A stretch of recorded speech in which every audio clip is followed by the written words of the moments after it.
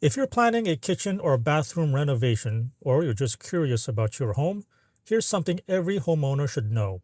The plumbing under your sink can tell you a lot about whether the work was done legally with a permit or not. In addition to inspecting new construction, I often have to figure out if an existing condition in a house was legally built. One of the easiest ways for me to tell is by looking at the plumbing under the sink. Someone willing to bypass the permitting process is often also trying to save money by skipping a licensed plumber. Today we're looking at 4 real examples from bad to worse, and I'll show you exactly what's wrong, why it doesn't comply with the code, and how difficult and expensive the fix usually is. Let's dive in. Our first example is under a kitchen sink. 2 things are immediately wrong here. First, the TY fitting, this sanitary T, is installed upside down. Sanitary T's are designed with a specific orientation for proper flow and cleanability. When flipped like this, it creates turbulence in the wastewater, increases the chance of clogs, and makes future maintenance much harder. Second, the trap arm is missing a cleanout. The good news, this one is relatively straightforward to fix because everything is easily accessible under the sink. A licensed plumber can replace the fitting with the correct orientation and add a proper cleanout without major demolition. Our second example is another kitchen sink, but this one is a bit more problematic. Look at all the elbows between the sink trap and the protecting vent. Actually, the protecting vent can't even be seen here. The code states that the trap arm shall not have a cumulative change in direction of more than 135 degrees. When you exceed that, especially with multiple 90-degree elbows, you can get slow drainage, airlocks, and the trap seal can get siphoned, allowing sewer gases into the home. It also makes it difficult for rotting or cleaning in the future. Fixing this is more involved.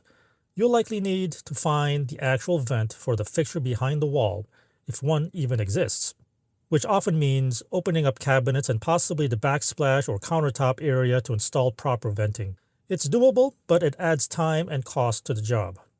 Now we're getting into worse territory here. This is under a vanity sink in what was originally a powder room built by the original home builder. The owner added a shower after the fact. Look at this. You almost need a GPS to figure out how the water is supposed to reach the drain.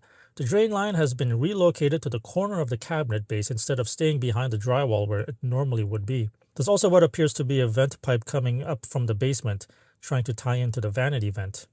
The code says that, except for a wet vent, every vent pipe shall extend above the flood level rim of every fixture it serves before being connected to another vent pipe. When a vent ties in below the flood rim, it can allow wastewater to back up into the vent system during a blockage. Exactly what we don't want. This setup is not only non-compliant, it's a maintenance and potential health nightmare. Last but not least, and this is the worst of the 4. Where the previous example had too many pipes going everywhere, this one has almost none of the essentials.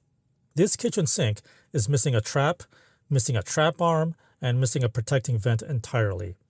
When the plumbing above the slab is this wrong, we cannot trust what's happening below the slab.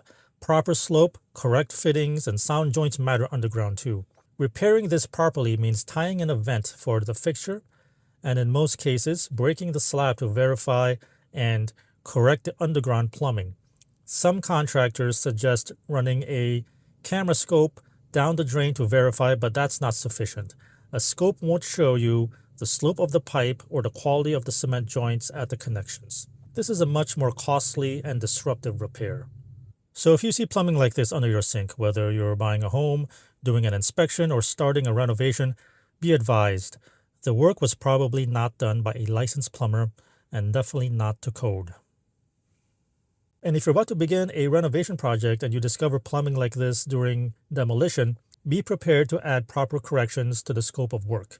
It's always cheaper to fix it right the first time than to deal with backups, water damage, or a failed inspection later. The goal here isn't to shame anyone. It's to help you learn from other people's mistakes before you make them yourself. Proper venting, correct trap installation, and accessible cleanouts exist for good reasons. They protect your home and your family. Thanks for watching. If this video helped you understand what to look for under the sink, give it a thumbs up. Subscribe for more building code and home inspection content, and drop your own plumbing stories or questions in the comments below. See you next time.